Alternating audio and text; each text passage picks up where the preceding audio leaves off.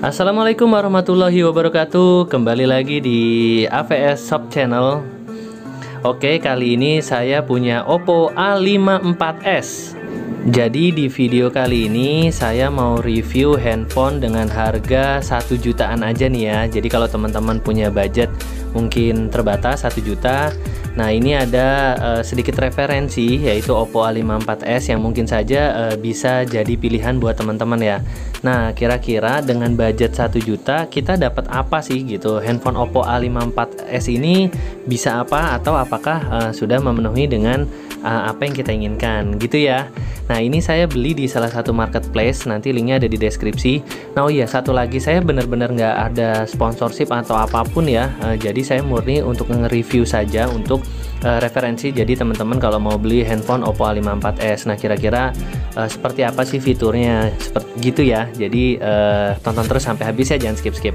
Oke, langsung aja kita mulai ya. Phone ini akan saya mulai dari tampilan awalnya. Nah, ini kalau kita beli pasti dapat tempered glass ya, gitu. Untuk fisiknya, oh iya, sebelumnya saya mau cerita dulu juga kalau Oppo A54s ini itu rilisnya tahun 2021 gitu. Nah, ini sih saya beli di marketplace, harganya udah murah ya, sejutaan ya, 1.099 sekian gitu ya. Saya lanjut ya. Untuk tampilannya di bagian depan ini warna hitam, tapi di belakangnya ini dia warna apa nih ya, silver ya, silver apa ya, silver ke putih, silver cenderung putih, tapi kayak ada warna pelangi-pelanginya gitu nih ya. Nah, ini kelihatannya keren sih gitu. Kalau bisa dilihat di sini Oppo assemblednya in China ya, gitu. Harusnya mungkin sudah Indonesia gitu. Oke, jadi paham ya maksudnya. Oke, di belakang sini ada kameranya, ada 3 triple 1 2 3, dan di sini ada flashnya. Oke, di sini udah ada micro USB, di sini speakernya, di sini tombol earphone-nya ya. Oke, jadi kalau yang saya beli di sini RAM-nya adalah 6128. Nanti akan saya cek juga apakah RAM-nya dan memori internalnya sesuai 6128. Mulai saya akan mau ngetes dulu dari kameranya. Saya mau cek kamera depan itu baik dari kamera maupun videonya. Ada 2 mode, yaitu portrait sama foto. Oke ya. Jadi kalau yang foto itu seperti ini, dan yang potret. Untuk video hasilnya seperti ini ya. Nah, gitu ya. Oke. Nah, itulah tadi hasil dari kamera belakang dan videonya. Nah, oke, berarti selanjutnya saya mau coba multimedia ya, atau hiburan. Saya mau coba YouTube dulu. YouTube ya. Coba nih saya mau cek. Waduh, ternyata nggak bisa ya. Ini harus diupdate dulu. Jadi tonton video di YouTube versi terbaru. Jadi harus install dulu atau update dulu ya di Play Store. Nah, aplikasi nggak bisa, jadi saya coba dari web aja, YouTube dari web nih apakah bisa. Ini saya coba dari web ya, karena tadi YouTube di aplikasinya nggak bisa. Cuma tampilannya kurang apa ya, kurang nyaman sepertinya. Padahal ini saya sudah rubah menjadi apa ya, web ya, dari web. Karena kalau kita pakai pakai Chrome tapi nggak kita setel web, dia akan kembali lagi ke aplikasi dan nggak bisa. Jadi harus dirubah ke setelan webnya dulu gitu. Tapi tampilannya kurang enak ya. Tadi saya coba udah berkali-kali dan masih apa namanya, tampilannya kurang enak. Jadi saran saya mendingan update aja. Oke, gitu ya untuk hiburannya. Selanjutnya saya akan coba lihat apakah spek handphone ini sesuai ya. Dan seperti biasa saya sudah install DevCheck. Nah, ini saya mau lihat apakah memang spesifikasinya sudah sesuai. Oke, inilah tampilan dari DevCheck-nya. Jadi tadi itu handphone ini harusnya mempunyai RAM 6GB dan penyimpanan 128. Oke, dan ternyata di sini bisa dilihat bahwa RAM-nya itu hanya 4GB dan penyimpanannya hanya 64GB ya. Jadi tidak sesuai dengan apa yang tertulis di dusnya. Ya mungkin karena harganya sendiri murah ya, hanya 1.099.000 gitu ya. Jadi kita dapatnya yang RAM 464, ini realnya ya, menggunakan DevCheck. Oke, selanjutnya dari segi hardware, nah ini prosesornya menggunakan MediaTek Helio G25, sedangkan kalau saya browsing itu ya harusnya Prosesor adalah MediaTek Helio G35. Nah, ini berbeda ya, gitu. Selanjutnya, sebentar saya akan cek lagi. Oke, untuk sistem ini dia menggunakan Android 11 ya. Oh iya, perlu saya informasikan juga bahwa ini kalau secara Oppo-nya dia menggunakan ColorOS yang sudah 11 ya. Oke, baterainya 18, jadi waktu saya beli itu baterainya cuma 16 gitu, saya cas sebentar.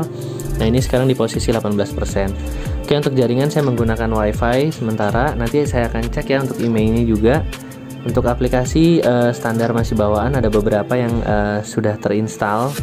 Lalu untuk kameranya itu bagian belakang 13 megapiksel dan bagian depan 8 megapiksel. Tadi udah kita tes juga ya. Oke, gitu ya. Sayang sekali RAM-nya sama memori internalnya belum sesuai dengan apa yang tertulis di dus. Oke, selanjutnya untuk sosial media bisa nggak ya gitu, untuk WhatsApp dan teman-teman. Nih, ini udah ada WhatsApp. Rasanya sih bisa ya kalau udah Android 11, kecuali yang di bawah 4 ya kalau nggak salah, Android 4.0 itu udah nggak bisa. Nah, ini udah bisa ya, udah saya install. Kalau udah begini udah bisa, silahkan dilanjut aja nanti ya. Jadi WhatsApp nggak ada masalah. Kalau Facebook juga sepertinya nggak ada masalah, tinggal login aja ya. Oke, tadi yang ada terkendala hanya di Facebook, hanya di YouTube ya tadi ya, nggak bisa, harus login, harus update, dan itu harus login dulu. Jadi harus update atau kita bisa nonton lewat Chrome, tapi kayaknya nggak saran kalau lewat Chrome, kurang enak gitu ya tampilannya. Nah, biasanya buat apa lagi sih kalau HP ini? Biasanya buat main game ya. Saya install dulu deh Mobile Legend. Oke, ini saya tes Mobile Legend. Ini di mode pertama kali diinstal gitu. Tidak ada delay, nggak ada masalah buat main game. Gambarnya juga cukup bagus, nggak nge-lag ya, nggak ada masalah. Apakah memang karena ini mode baru install atau gimana, tapi ini gambarnya juga smooth dan cukup tajam sih menurut saya. Nah, ini ya. Oke, jadi kalau menurut saya sih nggak ada masalah ya buat main Mobile Legend, dan saat install pun nggak ngeblank atau nggak gimana-gimana. Jadi oke aja, nggak ada masalah untuk main game. Sayangnya saat saya mau cek email di Kemenperin nggak bisa ya, masih dalam perbaikan server. Jadi belum bisa cek emailnya. Semoga nanti dari Kemenperin ada perbaikan di servernya sehingga bisa dicek ya.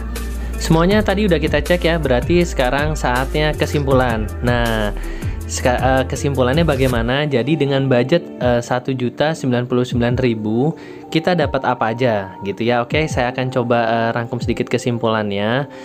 Kalau untuk dari segi tampilan, kalau menurut saya sih ini cukup oke ya, tampilannya tuh keren gitu ya. Memang sih ininya masih model lama ya, model raindrop gitu, belum yang titiknya di dalam gitu, kameranya maksudnya. Tapi ini masih cukup oke sih menurut saya gitu ya. Itu dari segi tampilannya. Nah, kalau dari segi hardware-nya itu memang sangat disayangkan, RAM-nya itu 464, tapi mungkin wajar ya karena kita belinya hanya 1.099.000 gitu. Tidak sesuai dengan yang tertulis 6128. Tapi sebenarnya siapa salahnya ya, si penjualnya bilang RAM-nya memang 464 bukan 6128. Jadi kita nggak terlalu kecewa gitu ya. Nah, berikutnya kalau dari segi kamera juga memang cukup ngepas ya bahasa saya gitu. Kamera belakang mungkin ya masih oke ya gitu. Nah, kalau untuk multimedia seperti nonton YouTube dan main game sih tidak ada masalah. Jadi oke aja gitu ya untuk kita milikin handphonenya. Jadi kita masih bisa terhibur lah gitu. YouTube memang harus diupdate lagi gitu. Untuk main game juga nggak ada masalah.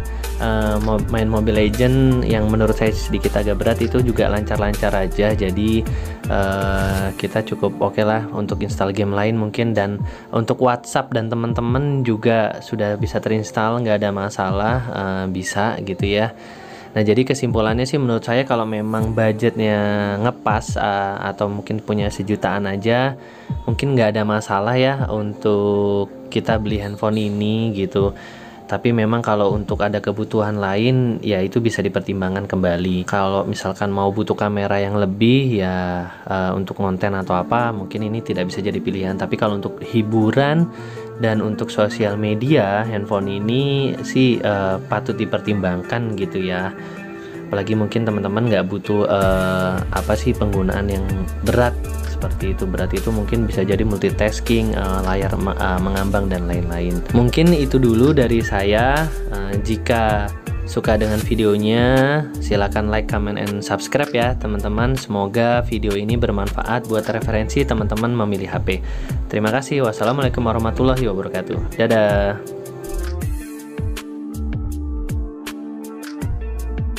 Oh iya, lupa, kira-kira dapat apa aja di dalamnya?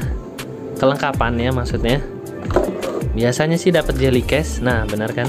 Dapat jelly case. Lalu ada headset, kabel data dan charger. Oke, itu ya tambahannya. Makasih.